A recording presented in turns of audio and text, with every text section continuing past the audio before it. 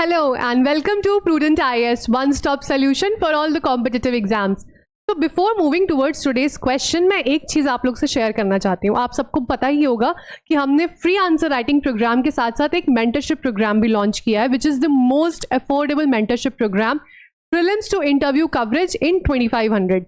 Apart from this programme, जिस topic में मैं बात करना चाहती हूँ वो है कंसिस्टेंसी. देखिए, इस मेंटरशिप प्रोग्राम में बहुत सारे बच्चे हैं, डिफरेंट बैकग्राउंड के हैं, हर एक अलग लेवल पे ही है अपनी स्ट्रेटेजी और तैयारी में. कुछ दिन के 6-7 घंटे दे पाते हैं, कुछ 2-4 घंटे दे पाते हैं, कुछ पढ़ाई के साथ तैयारी कर रहे हैं, कुछ जॉब के साथ, और कुछ फुल टाइम प्रिपरेशन कर रहे हैं. बट एक चीज़ जब एज अ मेंटर मैं उनकी कंपैरेटिव स्टडी करती हूँ तो पता है क्या आती है? The role of consistency. बहुत से ऐसे बच्चे थे जिन्होंने स्टार्टिंग में बोला, मैम इस बार तो हमें प्रीलिम्स क्लियर करना है, कुछ भी हो जाए, हम कोई ब्रेक्स नहीं लेंगे, आप एकदम फुल रूटीन हमारा सेट कर दीजिए 12-12, 13-13 घंटे की. मैंने उनको बोला नहीं, आप स्टार्ट स्लोली, आप 6 घंटे पढ़िए, ब्रेक्स लीजिए. बट वो मूवीज़ देख के आए थे, वो फुल्ली रिचार्ज थे कि नहीं, हमें तो यूपीएससी निकालना है. और वही बच्चे हैं जो 1 महीना पढ़ के इतना बोर हो चुके हैं कि अब उनको 2 घंटे निकालने में भी बोरिंग लगता है. और कुछ बच्चे ऐसे हैं जो स्टार्टिंग में सिर्फ 2 घंटे 3 घंटे ही दे पा रहे थे अपनी पढ़ाई को, बट टिल डेट वो कंसिस्टेंट है. हम इस प्रोग्राम में आपको डेली टारगेट्स, वीकली टारगेट्स भी देते हैं. और जो बच्चे कंसिस्टेंट है, अगर वो आज सपोज उनको कोई काम आ गया, मिस भी कर रहे हैं, तो भी वो रात में जाके 1 घंटा निकालते हैं यूपीएससी के लिए. वो भले ही दिमाग में सिर्फ सोच लें उन्होंने कल पढ़ा क्या है, क्विक रिविजन कर लें, एमसीक्यूज लगा लें, but they are being consistent. तो मोटिवेशन से आप एक जर्नी स्टार्ट तो कर सकते हैं यूपीएससी की, but only consistency will take you to the interview room. और जो बच्चों की अगर मैं टैलेंट और इंटेलिजेंस की बात करूं तो यहाँ पे टैलेंट और इंटेलिजेंस से ज़्यादा कंसिस्टेंसी का रोल है. कुछ बच्चे जो बहुत ही एवरेज रहे throughout their academics in 10th and 12th, वो बहुत अच्छा कर रहे हैं, उनका गेस वर्क बहुत अच्छा है, वो एमसीक्यूज अच्छे अटेम्प्ट कर रहे हैं. क्यों? Because they are being consistent. उन्होंने पढ़ाई को एक हैबिट बना लिया है. तो बस मैं यही एम्फेसाइज करना चाहती हूँ कि केवल 1 साल, और अब तो पूरा 1 साल भी नहीं रह गया, अगले साल मई में, we are already at the end of June. Please be consistent. बहुत सारे डिस्ट्रैक्शंस आएंगे, बहुत सारी प्रॉब्लम्स आ सकती हैं, हर्डल्स आ सकती हैं. They all are going to test you कि सच में आप ये जॉब को डिजर्व करते हैं या नहीं. जो बच्चा रोज पढ़ रहा है ना, वो शांति से घर जाके 2 घंटे भी पढ़ सकता है. और उस 2 घंटे में आपने देखा होगा अब प्रीलिम्स में, मेंस में कंसेप्चुअल क्लैरिटी की कितनी इंपॉर्टेंस है. कंसेप्ट्स क्लियर होंगे तभी आप उस पर बिल्डअप कर सकते हैं. Please just be consistent. जितना भी टाइम पढ़िए, आप बहुत ही कंसंट्रेट होकर टॉपिक को समझ के पढ़िए. ये मत सोचिए इतना बड़ा सिलेबस है कैसे होगा, एंग्जाइटी, स्ट्रेस, उस सब के लिए हम बैठे हैं. मेंटरशिप प्रोग्राम में हमारा यही काम है. जहाँ पे आप फॉल बैक कर रहे हैं, जहाँ पे आप बोर हो रहे हैं, we will come in, we will fill in the gap. But from your side you have to be consistent. So now let's quickly move to today's question on this note. Answer writing again consistently करना ये भी बहुत जरूरी है. बहुत सारे बच्चे सोचते हैं अभी तो प्रीलिम्स की तैयारी कर लेते हैं, मेंस के टाइम देखा जाएगा. ऐसा नहीं है, साइड बाय साइड ही चलती है आंसर राइटिंग. आप डेली का एक आंसर लिख लीजिए ना, कितना टाइम लगेगा? 10 minute, 15 minute. You will get to know बहुत सारे टॉपिक्स, किस तरह से चीज़ों को पढ़ना है, और आंसर राइटिंग पे तो आपको कमांड हो ही जाएगा. इसी कंटिन्यूएशन में हम अब एटलीस्ट फॉर अ वीक ऐसे ही क्वेश्चंस देंगे, डेली क्वेश्चंस. उसका मॉडल आंसर हमारे ग्रुप में आएगा. The group name on Telegram is Answer Writing by Prudent IAS. At the end of the day, आप देख सकते हैं वहाँ पे model answer. Also, if you want, you can send us your handwritten answers in that group where we are evaluating answers at no cost. So just avail the benefit of free evaluation, please. कुछ भी नहीं लग रहा है इस time, कोई पैसा नहीं देना है आपको ग्रुप ज्वाइन करने में. It's all free of cost. Today's question again news related ही हम थोड़ा मूव कर रहे हैं, but we will cover all the GS papers as well. In recent times, frequent tussles between the chief minister and the governor have raised questions on the federal spirit of the constitution.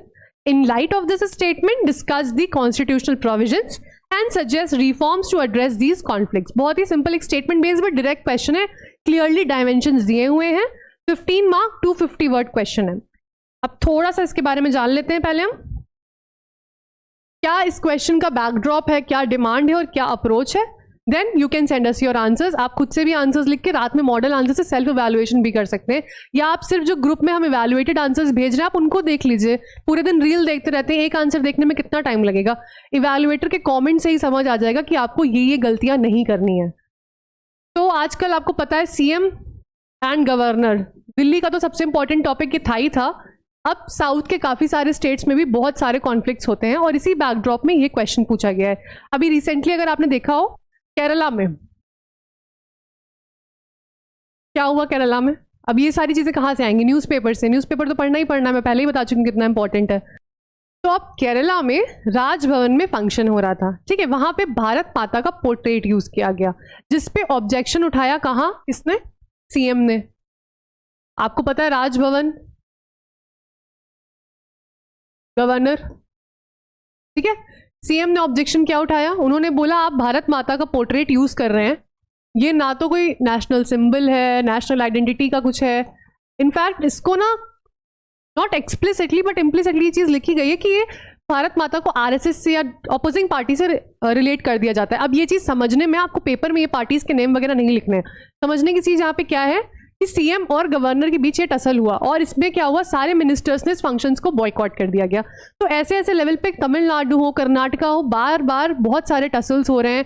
Tamil Nadu के case में supreme court को भी intervene कर दिया गया था। क्यों? क्योंकि सबसे ज्यादा जो कॉमन प्रॉब्लम है वो ये है, गवर्नर डिलेज दी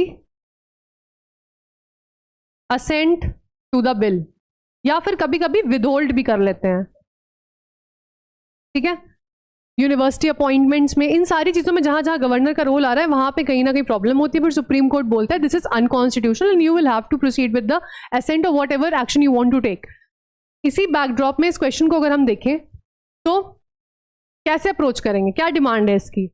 स्टेटमेंट दिया गया है। सबसे पहले तो उस स्टेटमेंट के बारे में आपको कुछ लिखना ही होगा। सबसे अच्छा क्या होता है, इंट्रोडक्शन में आप एक रीसेंट एग्जाम्पल लिख दीजिए। फिर आपको 2 डायमेंशन यहाँ पे एड्रेस करने हैं। क्या है? पहले तो डायरेक्टिव वर्ड है डिस्कस, तो सिंपली आपको सारे साइड्स को डिस्कस कर देना है, बता देना है। कॉन्स्टिट्यूशनल प्रोविजंस, अब ये क्वेश्चन ना स्पेसिफिकली क्यों फ्रेम किया है, इसलिए कि आपका एक अच्छा ग्रास्प हो जाए on all the facts. Polity का कोई भी आंसर अगर आप लिख रहे हैं और आप फैक्ट्स नहीं लिख रहे हैं, तो आर्टिकल्स नहीं मेंशन कर रहे हैं, तो कोई फायदा नहीं है। फिर suggest the reform, this is the first dimension, this is the second dimension. तो डिमांड इसकी एकदम क्लियर हो गई। स्टेटमेंट को हमने लिख दिया, रिसेंट एग्जांपल्स को हमें बताना है कि क्या क्या कॉन्फ्लिक्ट चल रहा है, उसी कॉन्टेक्स्ट में क्या ऐसे कॉन्स्टिट्यूशनल प्रोविजंस और रिफॉर्म्स हमें सजेस्ट करने हैं। अप्रोच क्या होगी? अगर हम स्टेप बाय स्टेप अप्रोच की बात करें तो हमें पहले लिखना होगा एक introduction, then body and conclusion. Simple structure, जो कुछ भी हो जाए आपको फॉलो करना ही करना है। इंट्रोडक्शन एज मेंशन्ड, आप कोई भी रिसेंट एग्जांपल, आप केरला का लिख दीजिए, सुप्रीम कोर्ट इंटरवेंशन इन तमिलनाडु केस, या कोई और भी रिसेंट एग्जांपल आपने पढ़ा, आप उससे स्टार्ट कर सकते हैं, ठीक है।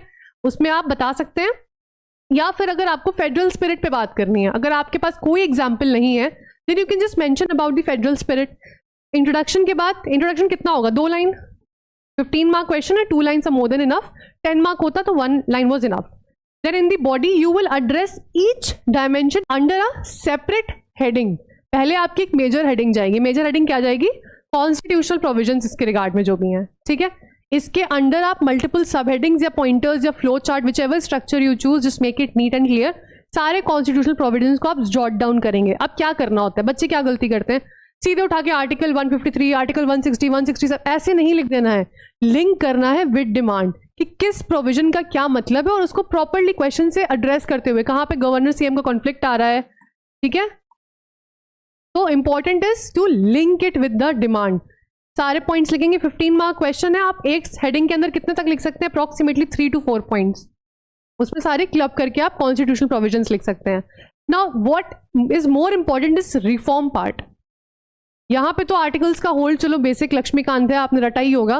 रिफॉर्म्स कहां से आएंगे? रिफॉर्म्स में पुंछी कमीशन हो गया, सरकारिया हो गया, या फिर आपको बहुत सारे ऐसे जुडिशियल प्रोनाउंसमेंट्स हो सकते हैं, ठीक है, जिसमें सुप्रीम कोर्ट ने या कोई भी हाई कोर्ट ने भी बात करी है, वो लिखना बहुत ज्यादा जरूरी है। बिकॉज पॉलिटी का answer without facts won't fetch any marks. In order to enrich the answers you will have to mention the recommendations, whether of Punchhi commission, Sarkaria, जितने ज्यादा लिख सकते हैं well and good, but at least एक कमीशन का recommendation और एक कोई जुडिशियल प्रोनाउंसमेंट होना बहुत जरूरी है when you are suggesting the reforms. अब सिर्फ रिकमेंडेशन, हेडिंग डाला, रिकमेंडेशन लिख दिया, नहीं, इसको लिंक करिए that in order to address particular issue we will have to implement the recommendation of Sarkaria commission which is about this, ठीक है। एक पूरा सेंटेंस फॉर्मेशन होगा, सेंटेंस फ्रेम करके we'll write the body। दोनों डायमेंशन एड्रेस कर दिए। Quickly we'll jump to the conclusion। Conclusion कैसा होना चाहिए? एक बैलेंस्ड कंक्लूजन की फेडरल एक हार्मनी होनी चाहिए, यूनिटी होनी चाहिए, ठीक है।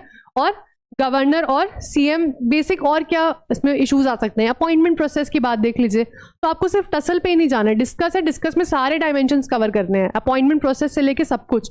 गवर्नर को जो एजेंट ऑफ सेंटर कहा जाता है, ऐसे टर्म्स को आप यूज़ करिए अपने आंसर को एनरिच करने के लिए।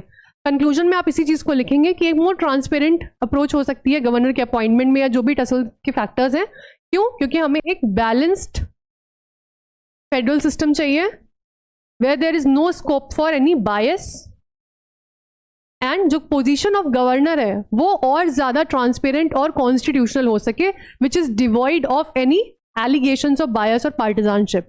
इस तरह के वर्ड्स को यूज़ करके आप एक कंक्लूजन फ्रेम कर सकते हैं।